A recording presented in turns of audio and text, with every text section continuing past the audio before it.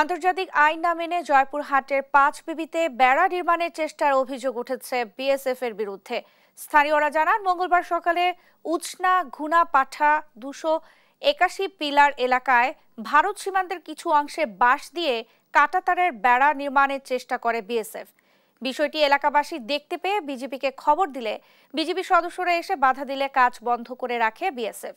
এ ঘটনায় বিজিবি ও বিএসএফ এর মধ্যে বিকেলে পতাকা বৈঠকের কথা রয়েছে।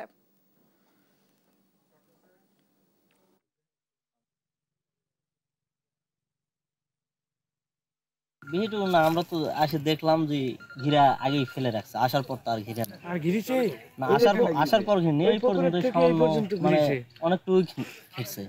ঘিরার পর আমরা আসার পর তারপর না ঘিরে ওরা উঠায় চলে গেছে। সন্ধ্যাবেলা লাইট আবার বন্ধ করেছিল, বন্ধ করার পর সকাল থেকে শুনতেছি ঘিরতেছে।